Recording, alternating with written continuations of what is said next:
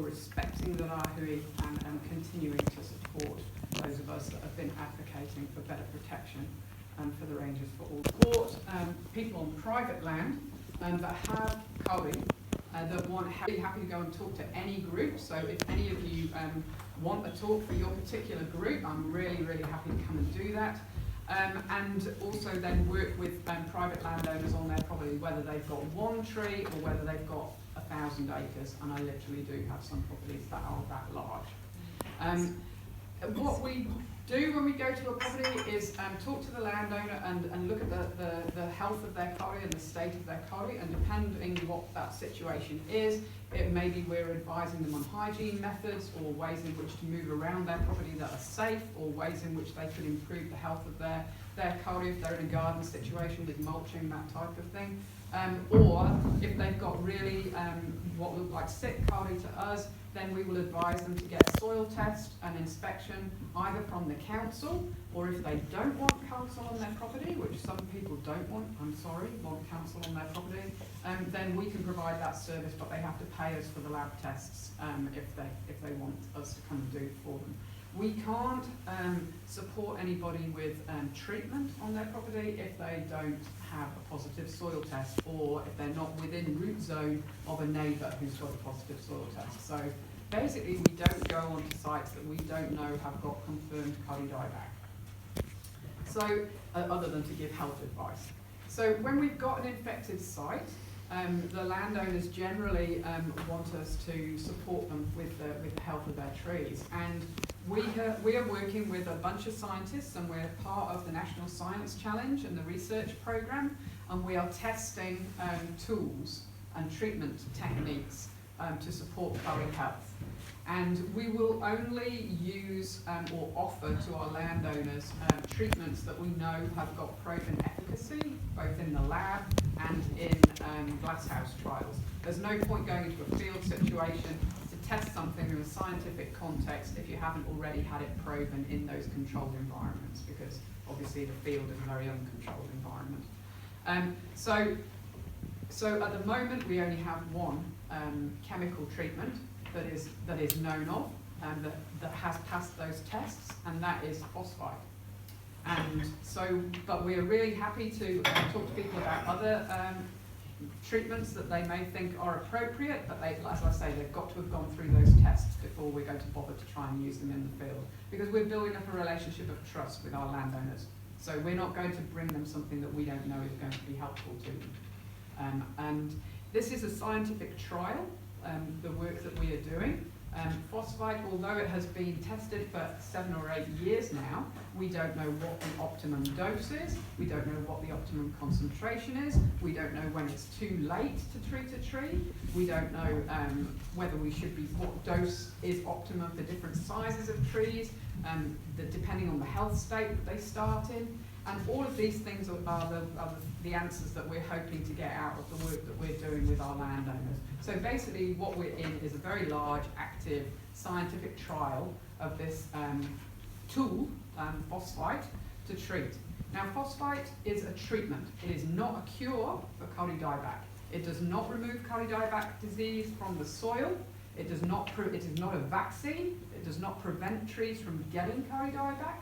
All it does is support sick trees that have already got the disease and keep them alive a bit longer. So it doesn't disinfect your soil, it doesn't get rid of it from your property. If you've got Kauri Dieback on your property, you've got it forever. Forever. But we can help you keep your trees alive if they're not too far gone to begin with. So getting that message across to landowners when it's too late is actually the biggest challenge, because some people seem to think if there's a couple of leaves left on their tree, it's fine. And unfortunately, we're all very used to seeing sick trees, especially around this area. So we begin to think that is normal, and it's not normal. It's not normal, the way that our trees look, the majority of them. I drive around Surrounding, I don't see that many healthy kauri, unfortunately. So our work is urgent, because quite frankly, a lot of these trees don't have long left. And if we don't intervene soon to keep this generation of kauri alive, and that is all we are actually doing with this work, is trying to keep this generation of kauri alive until such time maybe as the research can deliver us a better option later down, and whether that's a Matarana option or whether that's a Western science option, we don't care. But we're just like trying to press that pause button for as many trees as possible at the moment in order for other solutions to come in and support that. You know, there could be multiple solutions that could support that, but research takes time and it takes money, and it hasn't really had either until recently. It hasn't had the money and the investment in the research and the science until the last couple of years. So, you know, that research program is only really getting up to speed now. So we're trying to press the pause button and work with as many landowners as possible. And we're obviously really grateful for the funding that we've had, which over the last couple of years has included Auckland Council. This year we've been funded by them also Ministry of Primary Industries, who are funding us to work outside the Auckland area.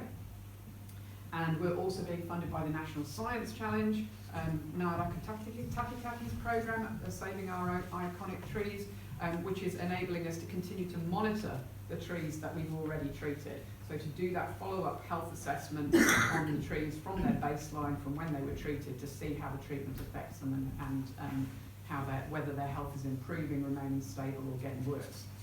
So that's really important, that work that we're doing, and we also obviously do social science, because everything that we do depends on relationship building, in terms of relationship with our landowners, and relationship with volunteers that help us. And we have a large volunteer force that, for the landowners who've got a lot of trees or are too old or too sick to be able to do their trees themselves, because it is obviously a physical job, and whilst our proposal to them is a do-it-yourself citizen science proposal, there are some people who are just not capable of doing that themselves, and so we will take volunteers in there and support them. So if anybody's looking for volunteering opportunities and getting out into the bush, we can offer those in the summer. We're just about basically to stop our field season now because it's getting too wet and too dangerous for us to be out there. We'll be moving the pathogen around ourselves, and that's not a good thing. So basically that's what Kauri Rescue does, and we're really open to talk to other people about it, to help any groups that are working with Kauri with education, and anyone that's working in the bush that's interested in what we do. We don't do any work on public land at the moment. That's not to say we couldn't in the future, but at the moment our focus is private land, because really private landowners have had very little support from anybody. And obviously if you've got kauri on your property and they're dying, not only is that going to cost you a lot of money, it's devastating watching these trees die. And I mean, you will all know the sort of emotional relationship that people have with kauri, and that actually has been the inspiration, really, I think, for everything that has been done for kauri protection over the last few years, is that emotional connection that we all seem to have with this tree, because this tree is the foundation of the forest. It is an ecological ecosystem engineer. It supports an entire ecosystem, and if kauri dies, the whole forest dies. We lose it. And Te Kauaomaki believe that if the forest dies, they die. And considering that we have our water collection system in this forest, then we need to take that lesson too. Okay, that's me. Kia ora, Mel. Do you have any questions? Robert, Bruce, and Alan. Might seem an odd question. Do you come across Kauri Dieback Disease? Yeah, all the time. I'm rolling my eyes with this. Yeah, all the time, Robert, but you know, you just work with the people that want to work with you. I'm not interested in that. Bruce. I brought this up before at the Aerotaki when we had the lectures last year, but my belief is that phosphite actually is both an antiseptic, antimicrobial, disease type of thing. It's antifungal, yeah. And an antifungal. And of course the Kauri Dieback is in between all those things. Yes. My interest is really in phosphate, and I brought this up before at the Aerotaki thing, our lectures, and we know that in New Zealand we're short of trace elements. We know that phosphates are brought in from overseas and they give beautiful farming, grass and stuff. We know that in the Waitakere Ranges it's a denuded, it's been actually cut down, kauri, and they've produced new graded buildings and things. So all that biota and all those trace elements and all that sort of natural Yeah. togetherness of all those sort of items have all gone, been taken away from Waitakere. Because it's a cut-over forest, are we not really not focusing as to really, are we short of some of this stuff? And is that really part of the deal with regard to Kauri Dieback? The defence mechanisms are low because the analogues of trace elements and so on are not there. Yeah. We're not, you know, what is this phosphate doing, the phosphite? You know, Okay, that's- can I that's deal with that really now? what I'd like to see here. Yeah. What is the latest information on I've this talked to from the a science scientists point of about phosphate, you know, because we've all got this nice theory that because we've lost the seabirds, we haven't got enough phosphate in the forest, and that's why we've got Kauri Dieback disease, and somehow phosphite is a replacement for phosphate, and that's why it's working. So let's deal with that first, because it isn't. So phosphite is phosphorus acid. It's not phosphate, which is phosphorus oxide. Okay, they're two different things completely, and they have completely different roles. Phosphite is a fungicide. It's been used in agriculture for many decades, especially with avocado, which is how it ended up coming to Kauri. Phosphate, yes, is a trace element and is a really important nutrient, and yes, it would have been very much more prevalent in forests originally. Now, you've got the disease triangle, okay, about how health of anything, basically, can be impacted by a pathogen. So one side of the triangle is the host itself and the host's health and the host's status. And then you've got the environment and the external factors that affect that, and that's where your phosphate will be, okay? And then you've got the disease or the pathogen around the third side. And so if there's any problem with either of these two sides of the triangle, and when you've got a cut-over forest that's had its pod-sole soil that it created over millennia destroyed by being tilled and turned into farmland, you've got a weakened host, okay? Then you've got climate change, lack of nutrients, all those other things that are happening in the environment that's stressing this host. And then you've got a very virulent pathogen on the third side. It is no wonder that this pathogen is running roughshod through our forest. And I have to say that it is not just Kauri. It is not just Kauri. I am seeing on sites Tanikaha. I am seeing Rewa. I am seeing Rimu. I've even been up to Taparanui where they've got problems with te rairai. I don't know whether it's to do with Kauri Dieback, but I'm seeing them in association with dying Kauri. And we have a research program that's being led by Ian Horner, who I work with really closely on this project, who was the phosphite guru. And Ian is leading the Alternative Hosts project to find out what else is hosting Phytophthora agathodicida, whether it's showing symptoms or whether it's hosting it cryptically and just enabling the spores to continue to perpetuate in the forest. Yeah, we don't know is the answer, because like I said, the research program is 15 years behind. But